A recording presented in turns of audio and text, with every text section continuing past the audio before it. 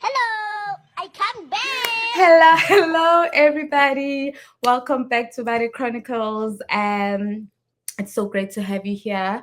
Like every day, like always, we've got yet another amazing queen who's gonna share the importance of education, who's gonna talk about her black excellence, her brilliance. Bona, sit back, relax.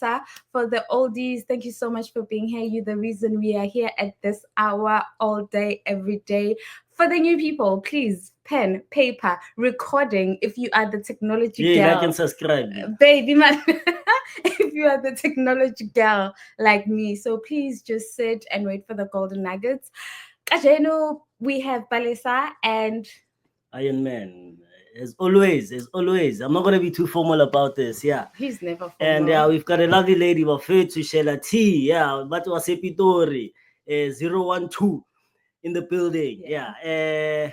Let's hear what she has to say about Wafetu. She's a very interesting lady. She doesn't like controversy, yeah. So, but we're gonna hear so much good news, great golden nuggets. Get your pen and paper there, Wafetu, Wizumako, Wizu, old lady, whoever is there wants to listen. We've got a lecturer in the building. Yes, Shela T, please introduce yourself. Where you from? Tell us where you come from. Thank you so much. Thank you for the energy. When you're on somebody's platform and if they don't bring on the energy, it's so hard to bring on the energy. So thank you so much for that. I am so honored to be on this platform. You have no idea. I am so excited for this chat. So my name is Shela Teffo and I am a lecturer. So I was in practice and then I left practice without a plan.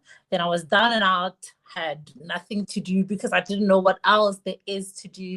And, my journey has just been one of resilience and, just like a whole lot of introspection. And today I am a lecturer. So I was born and bred in Pretoria, ke ngwana ko social. So I speak Sipitori fluently. that is literally my first language. When people ask you what your first language is, literally Spitori is my first language. you know Born and bred in Pretoria, I was a very energetic child, very creative. I loved fashion, loved teaching, and I was also brilliant academically. And I think that was what led to me studying law because it felt like a natural progression. So, when you're smart in high school, they're expecting it's either you're going into medicine or you're going into, the big or ones, like engineering. engineering. Yeah, but because I could not do math is not my strong point. So all the other ones were engineering, medicine. I couldn't even look at those options, and the next best thing felt like law. So I enrolled to study my LLB, and I grew to love it. Then I was in practice, and then I was like, hey, this is not for me. I'm not having fun. I'm not enjoying this thing. And that's how I got to leave practice. And then now I'm a lecturer and I get to do stuff that I really want to do with my time. Yeah. And I think enough on that. It like your story is so relatable. We spoke about this, but I completely understand, and it feels so great to have somebody else speak from their context. Because at that time, when I decided to leave the law, when I would express that this is not for me, I don't enjoy this, a lot of people would come with like things, projections, and inferiority like situations that would make me feel like, yo Palesa, you're so entitled. Why would you leave the legal space? So many people want to get into it, and you there, you practicing. Why would you leave this and do something else? But what is it about education? And you started with it, but what exactly can you at this moment pinpoint? What is it about education that makes you feel like, I want to wake up in the morning and go do this? Okay, so for me, I've always been a teacher in all my circles. So from back when I was younger, be it helping Baba Anka homework after school, I'm doing that. Be it teaching my friends how to make clothes because I used to love sewing and things of that nature when I was younger. So teaching my friends how to do that. So I've just always taken up the role of being a teacher, and I wanted people to know that which I know. So, as I grew up, I understand now that, teaching, that I understand that teaching is sort of just you pouring into other people. And there's so much importance in doing it well, because another person's ability to grasp concepts is actually hinged on your ability to teach well. Yeah. Yeah. So please just repeat the question. Sorry, I just lost my train of thought. No. So my thing is, what is it about education that makes you want to wake up every morning and do it? And I think you Yes. answered it so well. Yeah. Right. Yeah. Let me just also add the fact that when I was preparing to write board exams, right? Okay. I did not have, somebody who I felt could teach me properly. So of course we've got like the lecturers that are provided, we've got the study material, we've got all these things, at our disposal. However, we don't have teachers. We don't have somebody who sits you down and says A, B, and C. Do it like this, do it like that. Do it with patience, or do it this way. Like I did not really experience that. So for me, just teaching is so important, because I understand that somebody's like career will be influenced by what I teach them. Whether they like the law or they don't is also influenced by how you are taught. Because sometimes you'd be thinking that, oh, I don't like this area of law. It's not because you don't like it, it's just that you don't understand it. You'd be like, oh, I don't like this. But it's not that you don't like it, you don't understand it. And I actually was speaking to my brother a few days ago, and I was saying, maybe if somebody taught me mathematics well, maybe I would have been a chartered accountant, who knows, So I grew up with this, mindset that I can't do maths. I really suck at maths, because nobody took the time to teach me properly. So I've always just had that in my head that, oh no, I suck at this. So same way applies to the people that I teach now. I'm like, I don't want my students to feel like, oh, I suck at a particular subject. Do you get me? I'm here and I'm teaching you. I understand this, and I want you to understand it as well. Exactly. Yeah. Hey, yeah, no, there's a lot of things that you are mentioning, and I'm sitting here and I'm thinking about maths, especially maths. Back in high school, you like, hey, this teacher, I can see you are saying these things, but what are you saying? What are you saying? I'm thinking about you being in that space, and now you are a law lecturer. Yeah. Dude, tell us about your pastime. Tell us your favorite pastime and your worst pastime that led you here, and why? My favorite. Yes. I think my favorite was not my favorite back then. But it's my favorite now. It's my favorite now. And for me, it was taking the step of leaving practice. I mean, it was not when I left practice, it felt like, let me just like briefly take you guys back to what was going on so you can understand this. So, I finished with university, got articles, and while I was doing my articles, there were quite a lot of financial obligations that were required on my end. Gotta pay, what's this, law school, you're writing board exam, you have to pop up with the 350, you're not passing, you pop it up again, these things that you have to pay for as a candidate attorney. So I had my family who have been supporting me for all this while. Now they're also chipping in money here and there and things like that. So they're chipping in money, but internally they're like, this investment, after admission, we are getting our returns, and then admission happens, and then I'm in practice and I'm like, I don't like this. So you can just imagine, they want something out, and I'm unable to give them this. I'm unable to give them this, return that they're anticipating. So leaving practice, it was not a great feeling, because I disappointed a lot of people. I also just felt like, what on earth am I doing? Because what else can I do? I didn't know what else I could do with my law degree. So it was just like a very difficult phase. But now it's like my favorite point, my favorite part, because if I hadn't left practice, if I didn't have, the audacity to leave practice, I wouldn't be where I am today. So when I look back on my past, absolutely leaving practice was like the best thing I could have done for myself. And then when it comes to, let me say, the worst thing would be the dragging of me leaving practice and not exposing myself to what else there is. Because like I said, when I left practice, I didn't have any other plan. So had I been diligent, had I searched more, then I would have left practice a lot more confident, knowing that from this space, I can hop into something else. I can hop into legal content creation. I can hop into, the educational space, but I didn't have that information. So not having that information and, not being exposed to certain things really added just more months of stagnation than they should have been, just because I didn't know certain things. And as a lecturer or an educator, what importance do you think like being a lifelong learner plays in the role that you're in with regards to you doing it in its most like best way that you possibly can? I think being a lifelong learner is of utmost importance.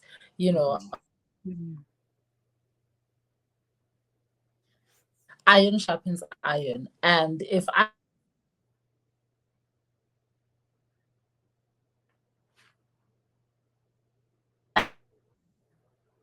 another iron, then just that relationship will not be also realize ground. It's not just about the course content that for example, people wrote board exams in March.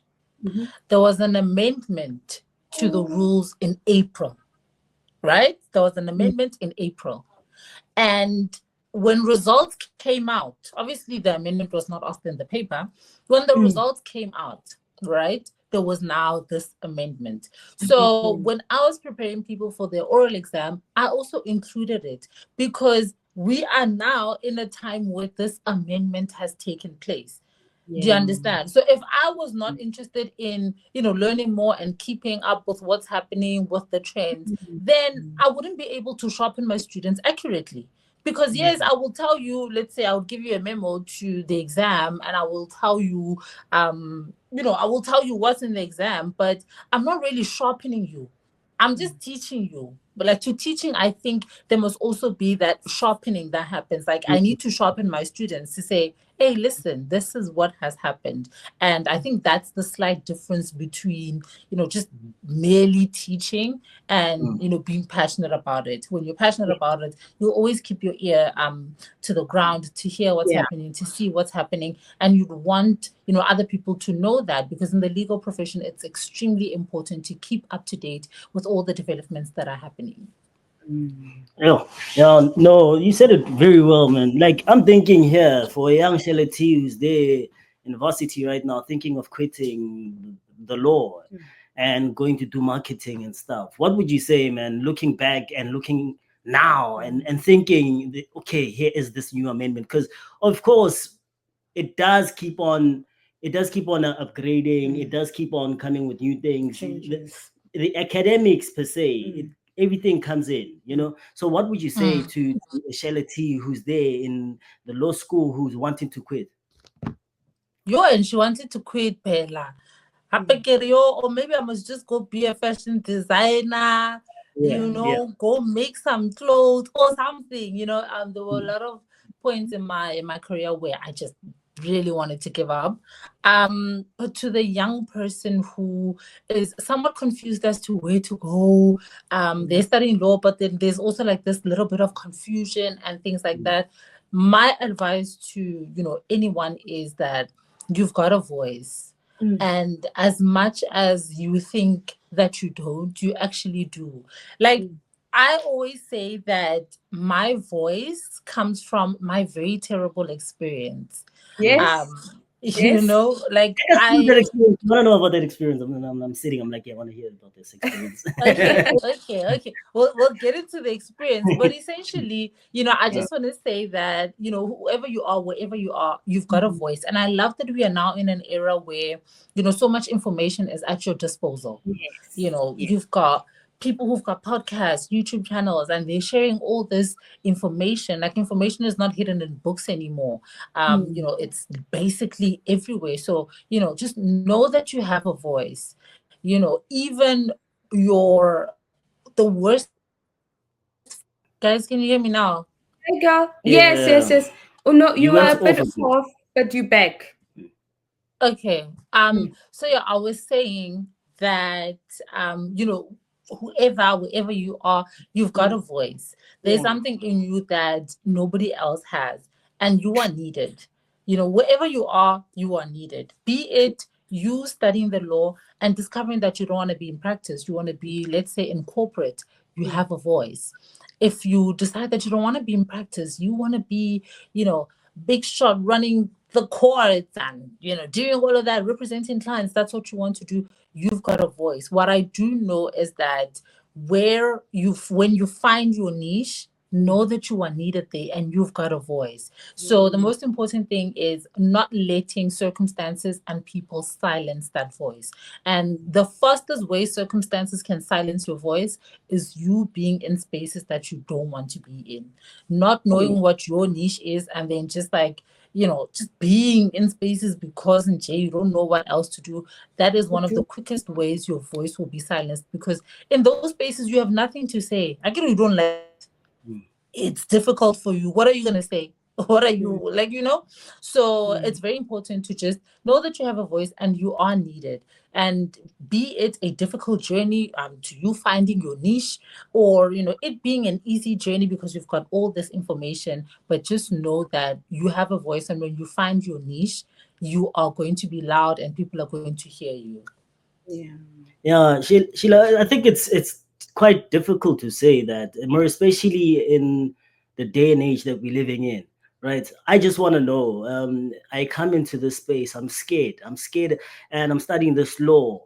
Hey, kokota piano, ya kokota every day, and I'm not sure whether it's kokoting in my head, it's kokoting in my books. What would you guide? How would you guide me as a lecturer in going into this field? What is your biggest fear? That's the first thing. And what would you say, where is this law taking us? Okay, so for me, as I'm a lecturer, I'm also a content creator. I just want to say the first thing is that there's a lot of information at your disposal. So if you are somebody who is getting into the law, the most important thing is to invest in research. Now, I don't use the words invest loosely, because 100%. investment is very important, especially in your career. Invest in the research, because in my opinion, actually, in general, direction is more important than speed. You could be running at such a high speed, but you're not going anywhere that you want to go. Do you get me? So when you have invested in that research, you will have direction, and that is more important than speed. You might be looking at other people thinking, this one has got articles, this one That's is all in right. preprint, this one this one that. Like, everything is happening fast, and you just like, I just need to get moving, and I want to see some progress with my life. And now you're chasing speed more than you're chasing direction. I tell you the truth, where you neglected to do research, you will come back there. You will come back to that phase of your life, and then you will have to do research. That's when you will have direction. So don't focus so much on the speed, focus on direction, and you'll only have proper direction if you invest in research. Like, I did not invest in research. I graduated and I thought, Pella, it's either you're going to be an advocate or Oh, you're going to be an attorney. yeah. It's the two, pick one, because I also write, there's a piece that I'm writing. I also say that I remember I was having a conversation with a group of people who were my friends at the time, and we were asking each other, so where to from here? What do you want to be? I kid you not, all of us were alternating between advocate and attorney. Oh, No one attorney. said, I Yeah. want to be a legal advisor. Nobody said, I want to be in risk and compliance. Nobody said, I want to work in a bank. No one. Absolutely nobody. And I don't blame us for that, because university does not tell you that. When you look at your career fairs, who's coming? It's attorneys. Oh, advocates. Oh, advocates. And there's probably like 2 or 3 advocates, then everyone else is an attorney. Law firms. Yeah. Those are the people who are coming. You don't get lecturers who are like, wait, let me tell you how I got to be here. Let me tell you how I got to be a lecturer. For the longest of time, I actually thought that you need to have like a long experience, go practice in order for you to be a lecturer. And I was interviewing someone on my channel who's a lecturer, and she's never, ever been in practice. Yeah. It was just, university. Then she got to be, she's doing her master's. She got to be an assistant lecturer. Then now she's a lecturer. Never set foot in practice. So, She's living the time of her life. She's living the time of her life. She's never been in practice. So do you see how research can literally save you so much time? True. Imagine if she thought I had to go into practice. Now she's going into practice. She's doing articles. She's facing all this stress, and for her to get to being a lecturer, where else all the 3 or 5 years that she was in practice, all of that was unnecessary. The 3 and 5 years could have led her, she could have progressed in this lecturing role. So by then you could have a PhD, but then you don't. You probably don't even have a master's because practice is so hectic, for some people that you can't even do anything outside of that. So I really just stress the importance of researching. Like ask questions. When you come across platforms where people are speaking about alternative legal careers, ask questions. Ask, no matter how dumb the question sounds, which I really don't believe that there is such a thing. If you don't know something, you don't know. But ask questions, slide into people's DMs, even if they don't reply. Conquer the fear of no. Like, what's the worst thing that could happen if you slide into someone's DM? I think the worst thing that could happen is them not replying. And that's not even a bad thing. So just conquer the fear of, what would happen? Oh, this or that. No, when it comes to your career, just be fearless about it. Do research. When you hear people speaking about things that interest you, make sure that you get into those conversations. If it's on LinkedIn, be there, like the post, comment on the post. So when other people comment on the post, you can go back to the post and see what other people are saying, and you can connect with people in similar spaces. True. And I mean, for now, like, you're speaking so beautifully about research, and then it's leading me back to this idea of networking, which is something you've extremely passionate about and very vocal on your channel. Guys, if you're a law student or you are in practice, all things She's law. the legal bestie. Just go to Shela's YouTube channel, please. All things law. If Especially you, that is like me, that is being trapped by the board exams. Guys, board exams did me bad. 3 times in a row, I should say. Man. You oversharing. Sala, she's an admitted attorney. But guys, please, legal students, please go to Shela's YouTube channel. You are gonna like. Remember, guys, Shela T, I'm gonna post it, right? Yes. Over here, it's gonna pop. Yeah. So Shela T, all things law. Your legal bestie, baby. Your legal bestie, baby, all things law. How? Legal bestie. Just say, research. Research. Okay, I knew her first. Just put the link. Put the link. Yeah. So, for me, this idea of networking in my life, I think when coming to career progression, a lot of us, especially Nantana Kokasi, diplomats, I'm like, all I need to do is just go study law. And then like, what importance does networking play in career progression, in being in your element and doing well in it, So networking is important. I speak about this a lot. And, the analogy that I always give is that, knocking on doors is effective, but it's not as effective as knowing the person who opens the door. And, that's where networking comes into play. You can knock, you and like 2,500 other people could be knocking on one door for that one candidate attorney vacancy. But there's one of the applicants who actually knows the person who operates the door. So you can just imagine that their experience will be totally different from It your will. experience, because you are now competing against the 2.5. This person here who knows the one who opens the door really does not have much competition. So networking is of utmost importance. And I think when it comes to networking, a lot of people don't network because they don't know how to do it. They don't know how to start. I think that's the problem. You know, it's Yes. like, okay, here I am, you know, the people that I'm exposed to are not successful. So I can't say I know anyone from back home, because back home, you know, people are not, you know, where or in the spaces that I want to occupy. So you might be thinking, okay, how do I even go about this? You know, how do I get to know the people who are operating doors? Number one, let LinkedIn be your best friend.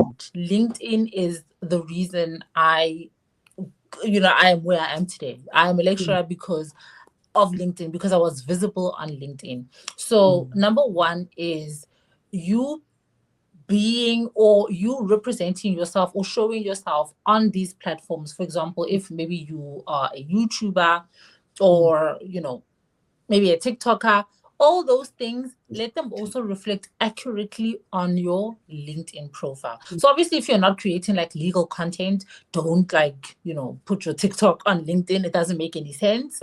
If you're just posting like lifestyle vlogs on TikTok and YouTube, you don't have to put that on LinkedIn. But what I mean is that, like, for example, I was, you know, creating content on these different platforms, and that accurately showed on LinkedIn as well. So when you hopped onto my LinkedIn profile, you could see what I'm about.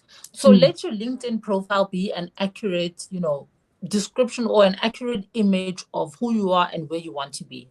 I remember on my LinkedIn, I had put that I'm an aspiring lecturer. That was so awkward when I was writing it, because I was like, yo, it's giving desperate, it's giving, what is that? Who writes that? You know, it's giving, you know, Girl, are you paying this tablet? And eventually you were wanting it. Vela, I was wanting it because, you know, that's something that, you know, I really like, it was in me. So I was like, you know what, I'm going to put it out there, because the reason for that was that I knew I have been putting myself out on these different social media platforms. And I was like, let me also do that on LinkedIn. So that was like my first step, just fixing my online presence so that if anyone is ever looking, there's no mistake about what I want to do. So how you look, your image online, start by fixing that. We're still talking about networking and how to do it, right? That's the first thing. Fix your image online. And if you have been posting like quite controversial things on like TikTok or YouTube, just refrain from that. It would be great if you delete them, especially if you use your name, you know, on these platforms, and then now you're out here talking about, you know, controversial things, hate speech, discrimination on those platforms. It does not look good. So start first by cleaning up your online presence. Fill out your LinkedIn profile correctly. Let somebody just get like a great image of who you are or information about you by just looking at your LinkedIn profile. So the first thing would be cleaning up your image. Number two, being intentional about networking. So the best thing to go about this is hopping onto LinkedIn and following industry leaders. So for example, I'm going to make an example for somebody who wants to be, you know, a lecturer. For example, you'll be following people who are in universities. You'll be following people who are in the line of work that you want to be in. There's no point in you saying, oh, I want to be in the academic space, but when you look at the people that you're following or the people that you've connected with on LinkedIn, these are people in practice. You're connecting with advocates, you're connecting with practicing attorneys. Like, I'm not saying don't, but the thing is that who you connect with on LinkedIn is what's going to show on your feed. So if your feed is showing things that are not beneficial to you, what's the point of even being on the platform? Do you understand? So connect with industry leaders. Then you will see people start posting about networking events, because that's usually where you find networking events. Because if somebody posts, like for example, if I post a networking event, people who are in my circle, right, are gonna start interacting with that post. You who just follows me only now have access to the people in my comment section who are saying, oh, Shela, we are coming, or people are interacting on the post. You get to see people who are, who are of similar minds interacting on that post. You get to now send them invites as well, see what it is that they're posting. You get to attend these events. You get to see what's happening where, because now we're starting to post about, networking events and things like that. Or we have, we posted about like past networking events. Then you're like, oh, okay, so there is this organization. Oh, there's an organization called For Women in Law. Oh, there's a student chapter for this. You start seeing these things because obviously as a lecturer, the things that I post are things around that. Do you understand? So that's like the second thing, just being intentional about it and then seeing, like maybe if you're following me, you're seeing the things that I post, the people who are interacting with those posts. That means that those people are of similar mind. And then the next thing that you want to do is when you get the opportunity to speak to somebody who has power to open doors for you, you probably don't have enough time or won't have 30 minutes to tell them your whole life story. You literally have seconds at most to say something memorable. What exactly? What I did was I freshened up my image online because I knew that in the 30 seconds, I want to make sure that I refer you back to that image that I've just polished so that when you get there, I know what you're going to see because I've polished it. And there's a certain impression that I want you to have of me. And you will get that when you see me online. So by connecting with me, you can already see this person is an aspiring lecturer. You can already see, where my interests lie because I've cleaned up my image online. And because I can't tell you my whole life story about how I grew up, I love teaching. Yeah, I'm a creative. But you will get to see that on my online platforms. So those are definitely the three things that I think, people need to be mindful of and, just like implement. So start by polishing up your image online, be it on LinkedIn being so important.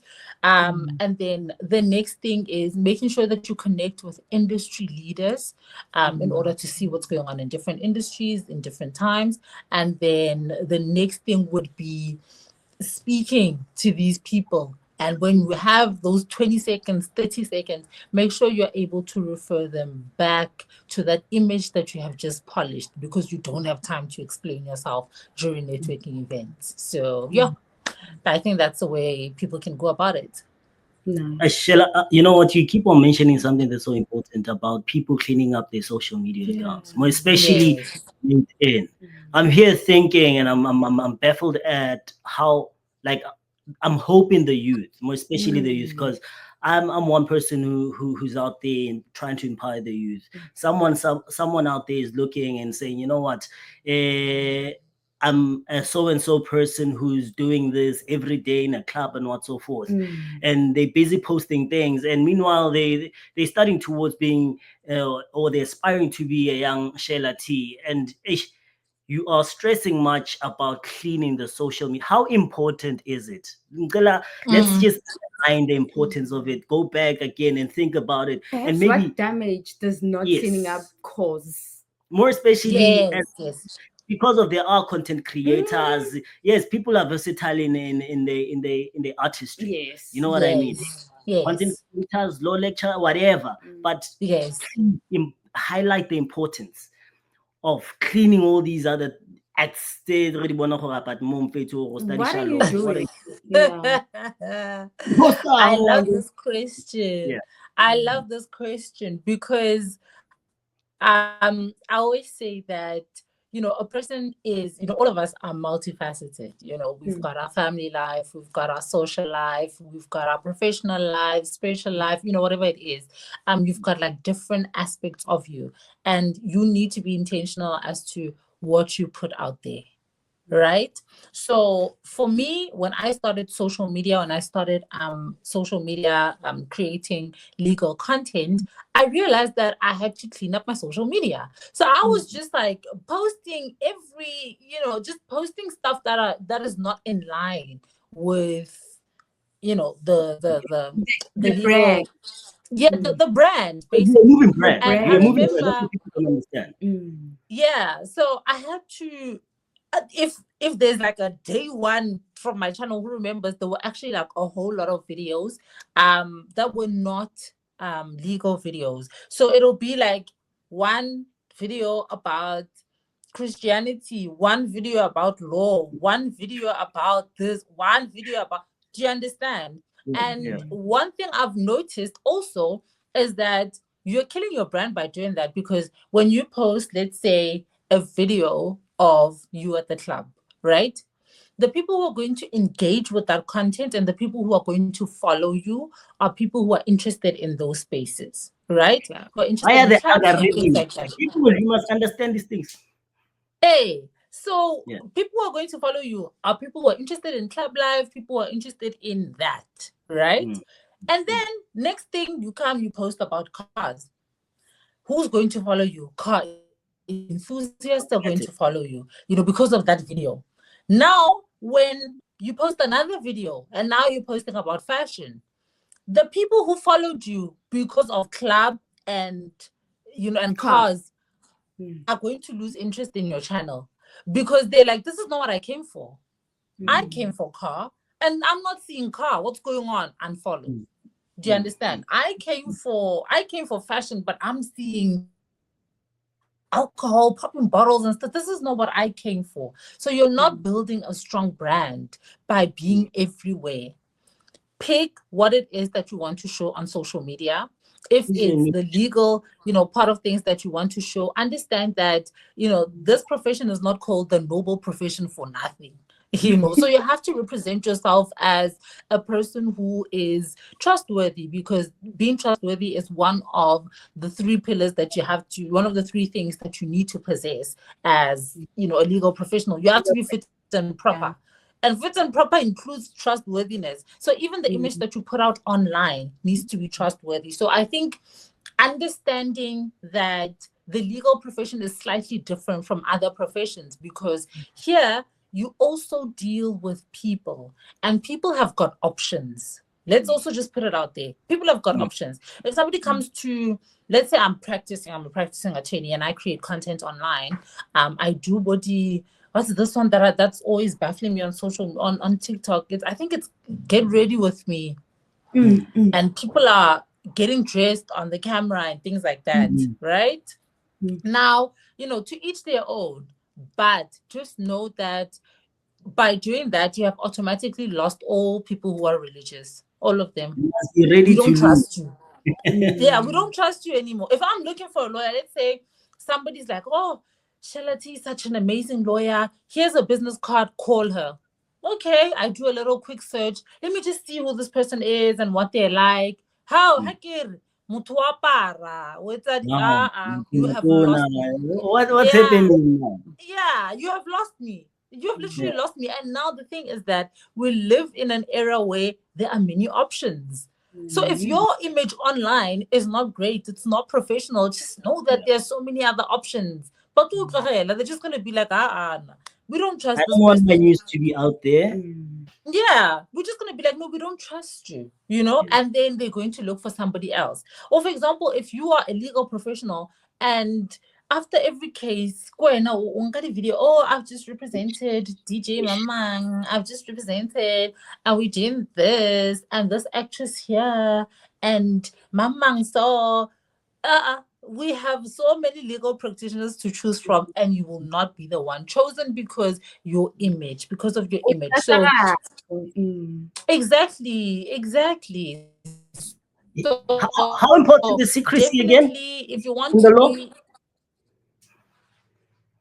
it's very important, privacy, because also one of the things that the rules of the profession caution us against is the what is this?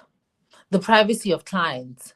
The privacy of clients. So confidentiality, as we call it, confidentiality is very important. So you cannot be going around and, your interest as a content creator are now trampling on the rights of clients to confidentiality. So because you want views and likes and shares and you are now client online. You're not supposed to do that because that is contrary to the rules of the profession, and it's a very serious transgression. So people who are in the legal fraternity have to tread carefully when it comes to And people their not use on teaching social you media. So Mm. not only relating to the things W confidentiality, but also the potential to be noticed by people who can patronize you, people who can use your services.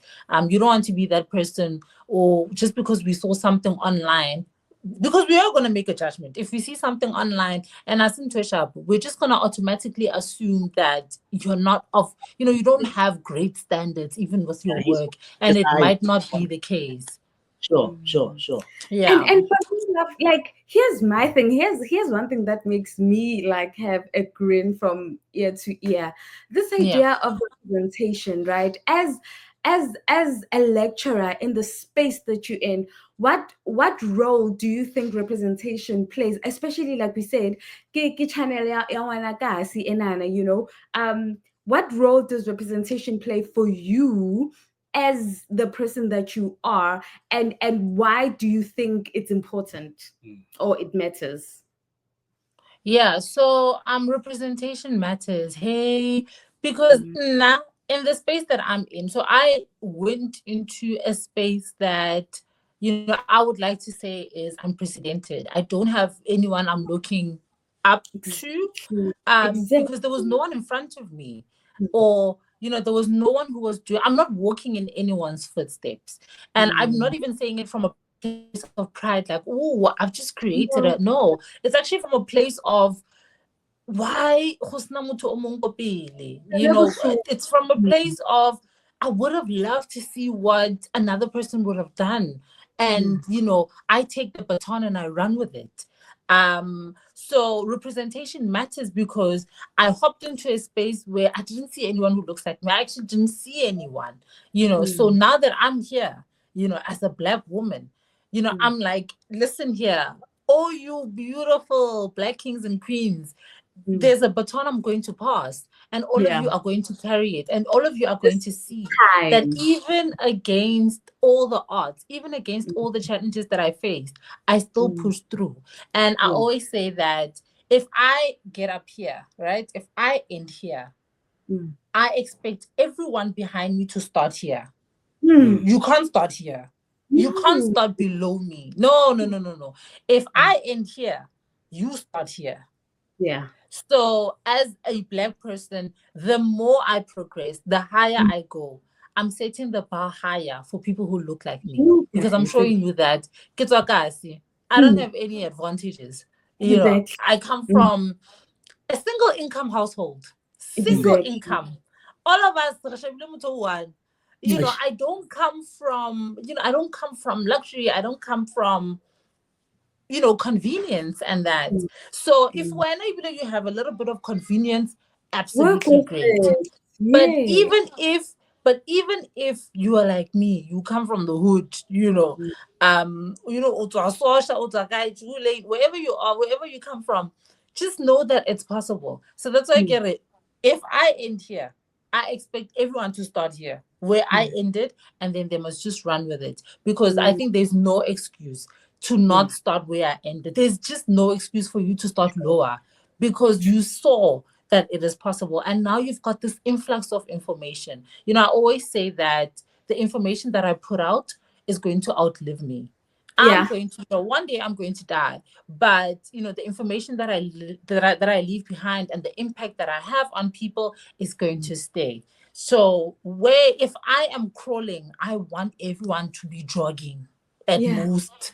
If you can sprint, that's amazing, but at most I want you to be jogging, because now you've got this influx of information. You've got people who are ahead of you. Those who are behind need to be looking at us and be saying, okay, if I were in her shoes, then I would be doing this differently. I'll be doing that. And then, you take it and you run with it. Imposter syndrome, we all get it. I also had it. Definitely. Yeah, I had it. And for the most part, I kept on thinking, who's gonna listen to you? that's literally the one thing I kept on thinking, who's gonna listen to you? Like a man literally at Mamela. There's And nobody that looks like you that is doing what you want to do. exactly. I thought, I was like, hey, who's gonna listen to you? How about tung? And it was just like a few weeks ago when I was messaged by a magistrate actually. And she was like, oh, I watched one of your videos. I was just fanning out. I almost fainted. And I was like, people are listening, because this is where you're meant to be. This is your niche. So representation matters in that now that I'm here, people behind me have no excuse. But I'm born. I'm born again now. So people behind me have no excuse. And I want to tell anyone who wants to get into a space that is seemingly unconventional, because I think right now we are also in an era where there are unconventional careers that are emerging. Things like legal technology.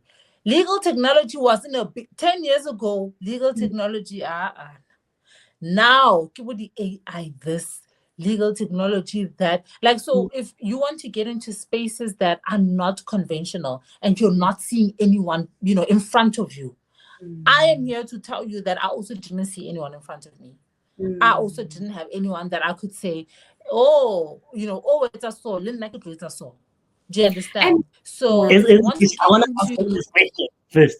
I want to ask her this yeah, question, so and I'm if sorry. so if you want to get into unconventional spaces, here's a black person who didn't have any, I didn't have any convenience or okay, yeah. I have all the makings to be a great YouTuber. I had nothing like that. So I want you to know that getting into unconventional spaces, absolutely do it, even if there's no one in front of you.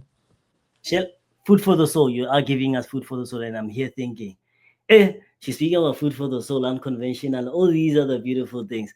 And I'm like, what is, actually, let me say, what was your biggest challenge or your major failure in this career that you're in?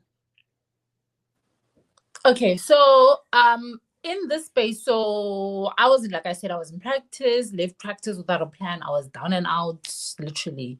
When I say down and out, I mean, so when I left practice, I'm gonna have some more other job before this money ends. I was living lavish, going out on lunches, just because I don't have a job, I don't have to work, but I've got money. Yeah, Shela Teffo, and I was down and out, didn't have a job, had to move back home. And I remember pestering my mom to buy me a ring light. Like, I didn't even have money for a ring light. I kept on pestering my mom to buy me a ring light.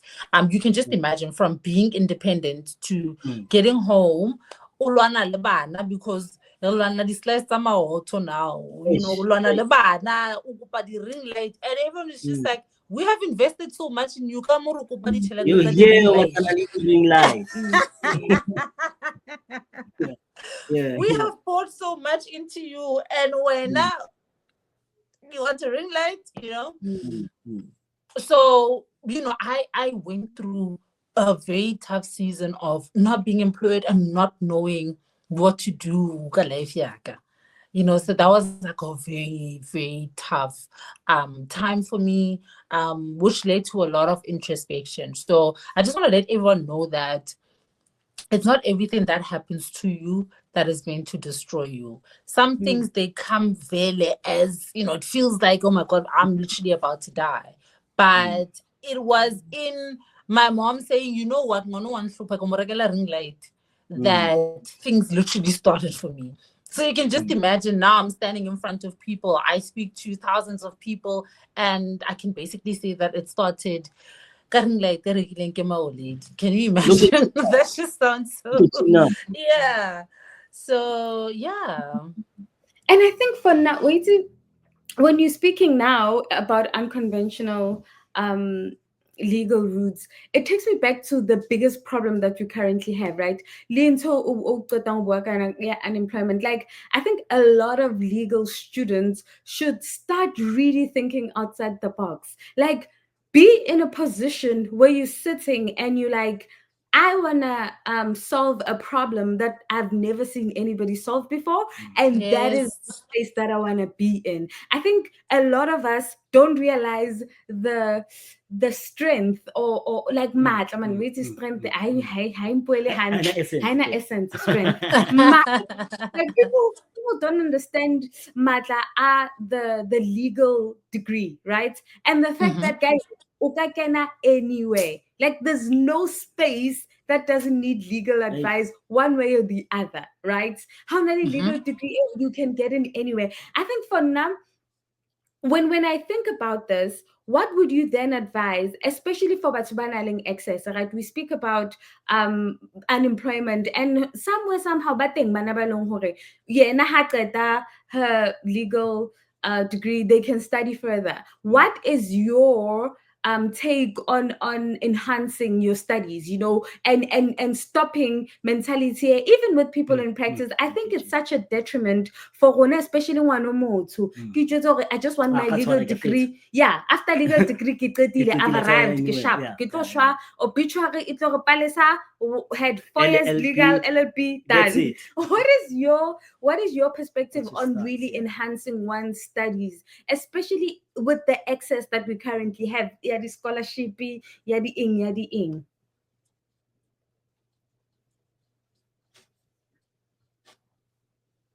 Okay.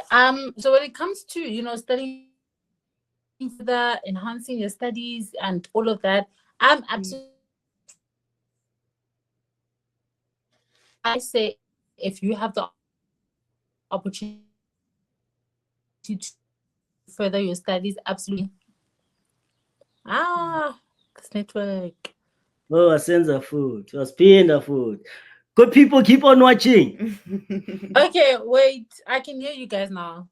Yes. Hundreds. Yes. Can I continue? Okay. So I was saying that I'm for, you know, furthering your studies and doing all that, you know, you want to do, get your master's degree, do your conveyancing exam if you want to, you know, notary exam, whatever it is. I absolutely am for furthering your education. However, this is just, you know, my own personal opinion. However, don't further your education in ignorance. Have intention. Don't further your education in ignorance. Don't make assumptions without doing your research. Right? Education is quite pricey and it takes time. You know, I'm on TikTok and I get people who send me DMs and they say, oh, I've got this qualification, that qualification, and that qualification. What can I do? And all the time I want to answer and say, what did you think you were going to do when you were enrolling? Yeah, what was the plan back then when you were doing, you know, that particular thing, when you were enrolling for it? What was the plan? You know, so I am for furthering education. I absolutely believe in that, but only if you have a plan and you know where you're going with it. Some people, you might not even need, you know, certain degrees to get into certain spaces. But you might be studying that particular thing in ignorance, thinking that it's the way or that's what's going to open the door. Now, this is a balance. I am for, you know, furthering education, absolutely, without a doubt. But at the same time, I'm against it if it's done in ignorance. If it's done in ignorance, I don't think that it's a great thing. It's not a great thing for you to come out with, you know, 4-year qualification and you're asking, what can you do with it? Do you understand what I'm trying to say? This, for me, just shows that you haven't had the time to properly research. You haven't had the time to properly align your interest with what this degree can offer you. You know, you just did it, kapi, like quick, apply. Do you understand? So I'm definitely against people doing qualifications in ignorance. Absolutely not for it. So Oswaka, before we let you go, who has been your favorite or your biggest educational influence and why? And secondly, what has been that one book that you read and you're like, everybody out there should absolutely read this? Okay. My educational influences are, I'm going to pick my top one. one of one. Please. Yes. It has to be Mrs. Kupasamy from high school. So this teacher is the one teacher who used to, fan my flames. She was more than a teacher. And I think that's where I get, this compassionate side of me from. She was not just teaching us what's in the curriculum. She was sharpening us. She was telling us about experiences after school. She was telling us about, just certain things that are not in the curriculum. And I think that's one of the things that I took from her, that she made such a great impact on my life. Not because she was teaching what's in the curriculum, but because she decided to go over and above. So yeah, Mrs. Kupasamy, shout out to you. I feel like now she's like my bestie. But I absolutely love the fact that she just poured so much into this. And I mean, the impact that she had on my life is absolutely immeasurable.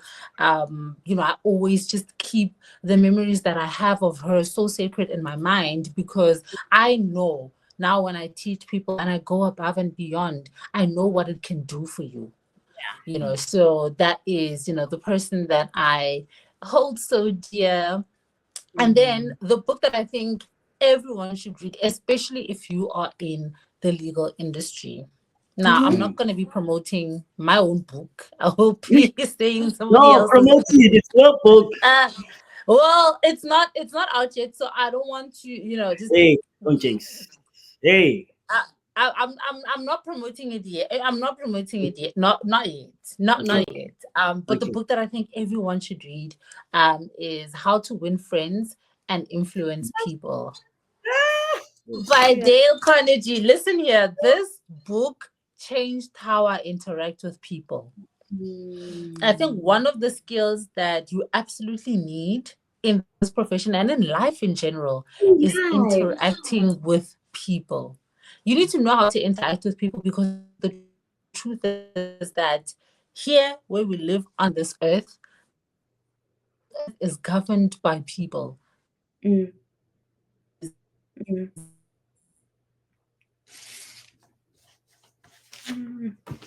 Internet and systems. So if you know how to, interact with people, you are essentially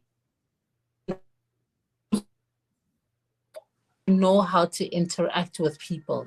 You know how to talk to and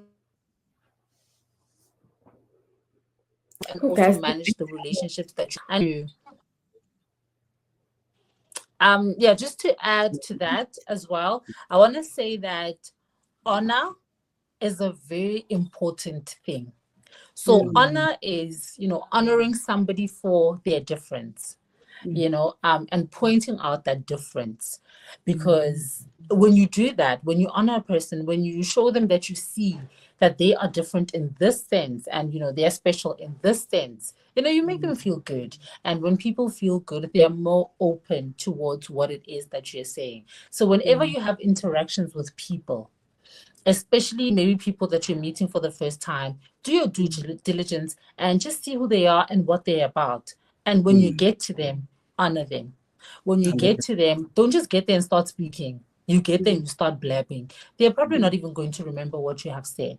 But when you start every single conversation with honor, when you start every single conversation with recognition of who they are more inclined to listen to you than when you just get there and just say, hi, Shela. Chances are they're not going to remember what it is that you have said. So learning how to interact with people will open so many doors for you. Because I'm not just saying, talking about honor and things like that to people that you want stuff from. Sometimes, just interacting with people, someone can say, man, there's something about Shela, man, like, and somebody will be like, oh no, she does this, she does that, she's an aspiring lecturer. And the person can be like, man, the way I the way I like this is what I need. This is what I need in my, in my company or in my firm. These things happen. These things, I'm not saying something that I've never seen happen. I'm talking Yeah. about things that I have seen happening. So when you are able to speak to people and you are able to interact with people, I'm telling you, it's going to open so many doors for you. I see also with people who message me. I know this is like so bad. Everybody else is going to be like, oh, okay. I I also see see with you. I see with people who message me. Somebody who messages and they start not only you enter into my DMs and you flatter me. No, there's flattery and there's honor. Flattery you can see because I want to know you're just saying because of something. But when somebody's like, I remember somebody messaging me, they were just, thanking me and then just expressing like the impact that my videos have had on them, right? And somewhere in there, they also mentioned that they're looking for VAC work. And they were like, they were not asking me for VAC work. They were just mentioning the fact that they were also looking for VAC work. And I was reading that message and I replied, and their reply, when they replied to my message, I was like, man, how, because the interaction was going so well. Then I was just like, how guys, even I'm able to go to my circle and say, does anybody want, does anybody, can a person come and shadow you guys, even if it's for 2 weeks in Yana, do you get me? So that impression that you have on people is extremely important. It's really important. Learn to honor people, learn how to talk to people, and also to talk to people even when you don't want anything from them, because sometimes even if you don't want anything from them, they're able to help you. There's something I call emergency networking, and emergency networking barely works. Hey, this thing where you are just like connecting with someone because you want something. Emergency networking is not a great idea. It's not a great idea. When you have access to people, manage those relationships. Manage those relationships. And how do you manage relationships? Let me tell you something that you need to know in life. You manage relationships by being valuable. And with value, right? Here's the thing about value. You need to be valuable to the extent that the other person needs you. So, for example, if you give me baby formula is valuable to babies, yes, but to me, it's not. And if I am your only customer, your business is going to fail because I don't need you. I don't need that. So you need to ascertain what is the value that I can put into Shela's life to stay relevant in her life. What is it that she needs? Because the moment you're able to meet my need, you're going to stay relevant in my life. But if you come and you're like, oh, I'm valuable, it's not value that is useful to me. Same way with graduates who are looking for jobs. Don't just say, oh, I've got my degree. What is the problem that you will be solving? Exactly. What problem, like what solution are you proposing? Because I always say this, Kere, job applications, treat them as business proposals more than anything else. Identify the problem that a person has and then say, I will solve this problem this way. Because then you are valuable. But if you are here working around a LLB degree, like, oh, well, I have an honest degree, somebody opened the door, that attitude won't get you anywhere.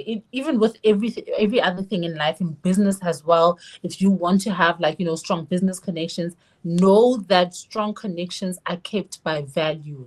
Where value is exchanged, that relationship does not break. But where one person is like leeching of the other one, then that relationship is not sustainable. So make sure that in spaces that you want to be in, identify the types of problems that those people have and bring in value. The moment you come with value, people are more open to hear what you're saying.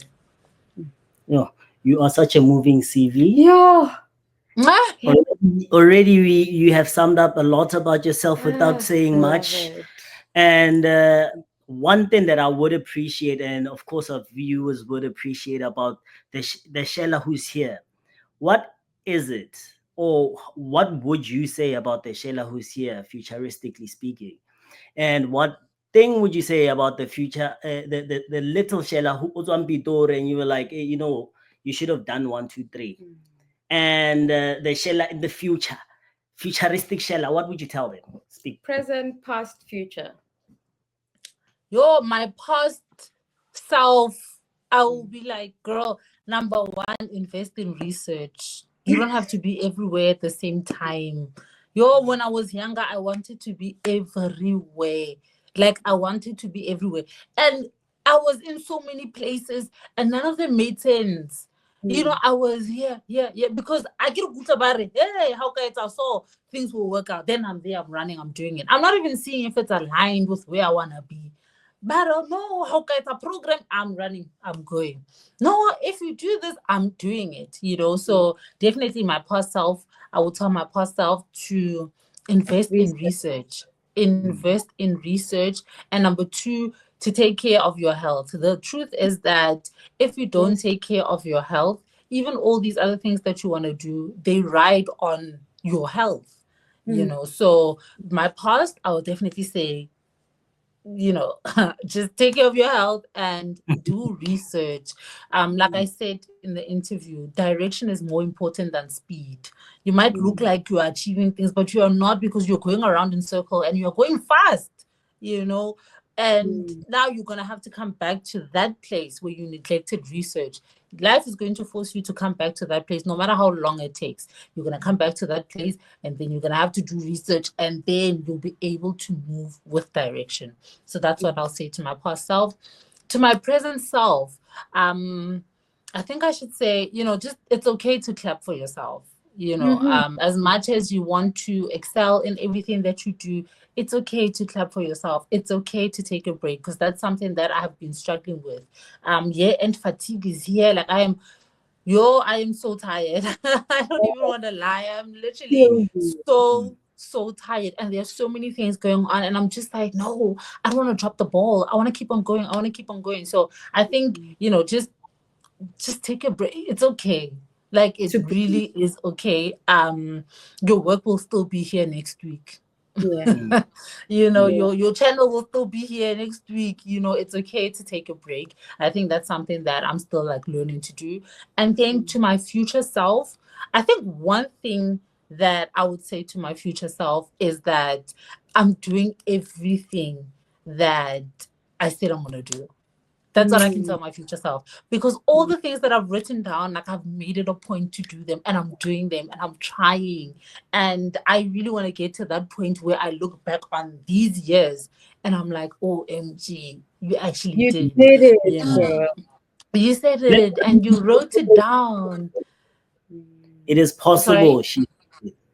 No, I'm just saying to who's listening, whether you green, Pella, right now people are green, they're yellow, whatever people affiliate with. Yeah. It's possible for us, it's especially possible. A beautiful young lecturer was in Cape Town doing it. But for it is possible. We do honor you. We're grateful, much too grateful to have you. So Thank grateful. you so much. I also just want to add closing words. Yes, please. I was gonna say, Shem, what are your closing words, Sandra-san? Now add the closing words. Please, my love. Please. Whatever it is that, whoever or whatever it is that you believe in, I definitely believe the fact that, there is a creator, and he created us, which means that we also have the element of creation in us.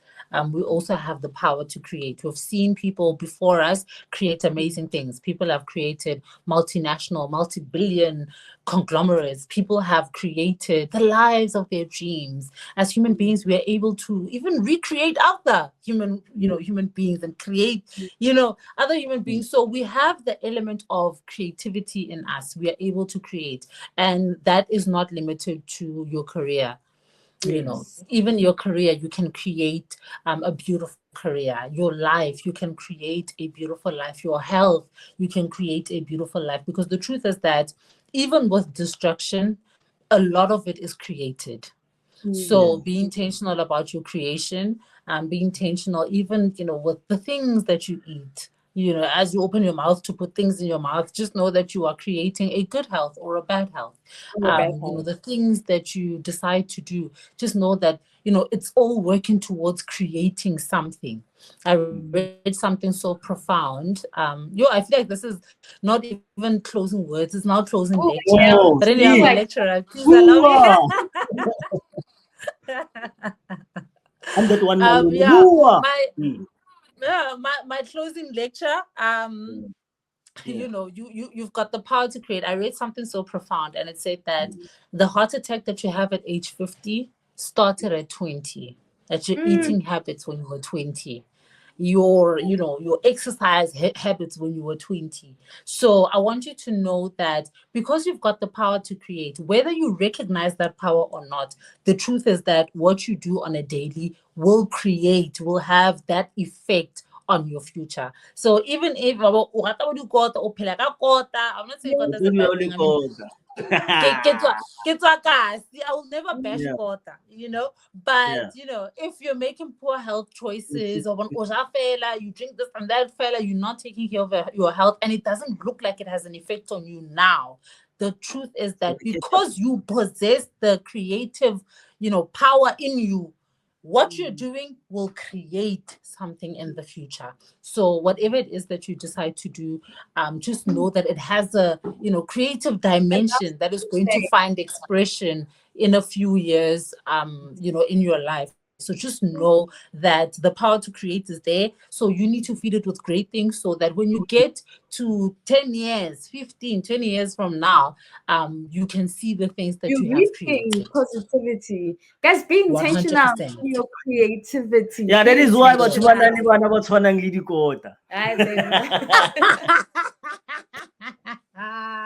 Be intentional. If someone else be intentional.